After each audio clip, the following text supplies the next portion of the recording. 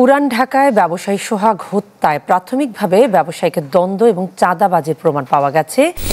আইন শৃঙ্খলা নিয়ন্ত্রণ করতে না পারলে স্বরাষ্ট্র উপদেষ্টাকে পদত্যাগ করার আহ্বান জানিয়েছেন।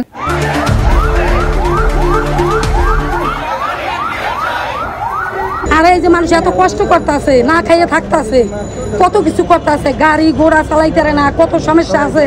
এই ডাক্তার অনুযায়ী দেখেন বর্বরতার সহকারে কিভাবে একটা মানুষকে পাথর মেরে হত্যা করা হয়েছে। ডক্টর ইউনূস একজন নোবেল বিজয়ী হয়ে প্রধান উপদেষ্টা হয়ে এখানে বসে আছে, কিন্তু এক বছরে সে ল এন্ড অর্ডার পর্যন্ত ঠিক করতে পারেনি। সে ব্যর্থ, সে সম্পূর্ণরূপে ব্যর্থ। আমি প্রশ্ন রাখতে চাই, সে কি করছে? আজকে সার্জিস হাসনাতের আলাদিনের দৈত্যের চেহারাকে পরিণত হয়েছে এই সরকার। আরে ভাই সার্জিসকে ও 3 দিন বললাম, কয়দিন আগে টিউশনি করে চলতো, আজকাল প্যারাডো বাজার গাড়ি নিয়ে চলে। এদেরকে এখনই টুটিতে নিরত হবে। এদিকে ব্যবসায়ী সোহাগ হত্যার ঘটনাকে কেন্দ্র করে একে একে বেরিয়ে আসছে থলের বিড়াল। হ্যাঁ দর্শক, দেখতে থাকুন, থাকছে সামনে মূল ভিডিও রয়েছে।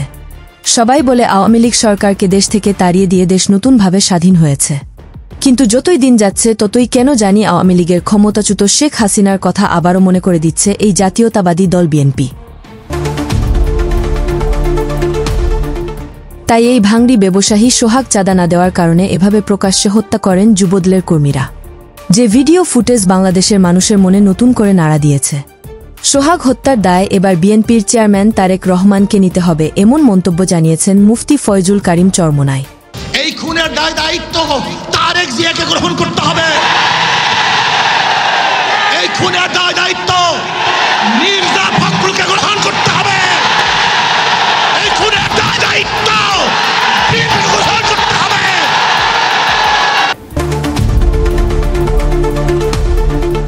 সেই সাথে এই সরকার থাকাকালীন সময় এত ধর্ষণ থেকে শুরু করে এত হত্যাযোগ্য অপরাধ করছে সন্ত্রাসীরা, তারপরেও কিছুই করতে পারছেন এই অন্তর্বর্তীকালীন সরকার। ডক্টর মোহাম্মদ ইউনূসকে উদ্দেশ্য করে এক শিক্ষার্থী বলেন, আমি প্রশ্ন করতে চাই, বিএনপির এত শক্তি কিভাবে এবং কোথা থেকে এলো যে তারা এইভাবে জনসম্মুখে মানুষকে পাথর মেরে হত্যা করেছে? যে মিডিয়া কি করেছে?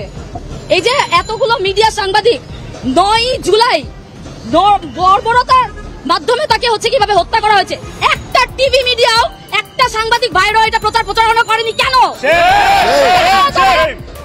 তারা কি আবারও কোন দলের আনুগত্য প্র্যাকটিস করছে?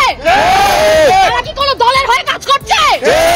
তারা যদি কোন দলের হয়ে কাজ করে, আমি সুস্পষ্টভাবে বলতে চাই, আপনার জুলাইয়ের পরে আপনাদেরকে ছেড়ে দিয়েছি, কিন্তু এখন আর ছাড় দেওয়া হবে না। আমরা জানি আপনাদেরকে কিভাবে ঠিক করতে হবে।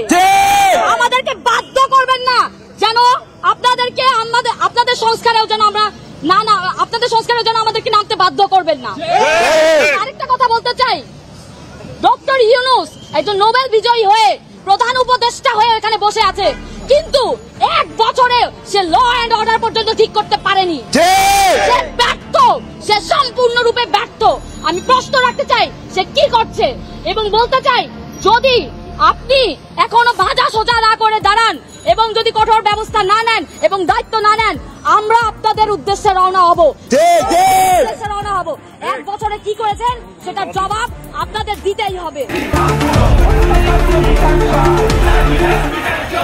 এছাড়াও আইন শৃঙ্খলা নিয়ন্ত্রণ করতে না পারলে পদত্যাগ করুন, এমন মন্তব্য জানিয়েছেন ঢাবির শিক্ষার্থীরা।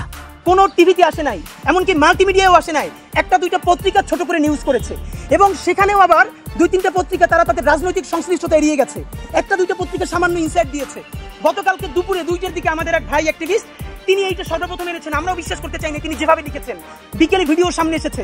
আজকে আপনাকে বলতে পারবেন যে কালকে ভিডিও যদি এরকম সামনে না আসতো তাহলে এইটা আজকে এরকম হতো। তারপরেও মিডিয়া এটাকে সেন্সরশিপ করেছে। মিডিয়া আসার পরও দেখবেন গতকালকে সারা বাংলাদেশে রাতে যে স্বতঃস্ফূর্ত প্রতিবাদ হয়েছে, অধিকাংশ মিডিয়া সেটা লাইভে চায় না। দেশের মানুষ এতটাই স্বার্থপর হয়েছে যে একজন মানুষকে এভাবে পাথর নিক্ষেপ করে হত্যা করে, কিন্তু কেউ তাকে বাঁচাতে আসে না। এই হলো সোনার বাংলাদেশের বর্তমান পরিস্থিতি। তাই তো এই সোহাগ হত্যাকে কেন্দ্র করে রাজনীতির মাঠে এক বিকট উত্তাল সৃষ্টি হয়েছে, যা দেখে হতভাগ এখন সবাই।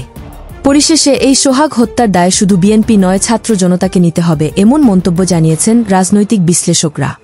কারণ যারা এই অন্তর্বর্তীকালীন সরকার ডক্টর মোহাম্মদ ইউনূসকে মহামূল্যবান চেয়ারের দায়িত্ব দিয়েছে, তারা দেশের নতুন রাজনৈতিক দল নিয়ে ব্যস্ত হয়ে পড়েছে।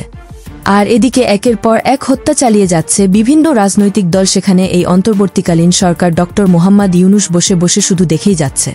তাই এই অন্তর্বর্তীকালীন সরকার ডক্টর মোহাম্মদ ইউনূসকে নিয়ে এবার ক্ষুদ্র প্রতিক্রিয়া দেখা গিয়েছে দেশের সাধারণ মানুষের মনে। চলেন তা শুনে আসা যাক।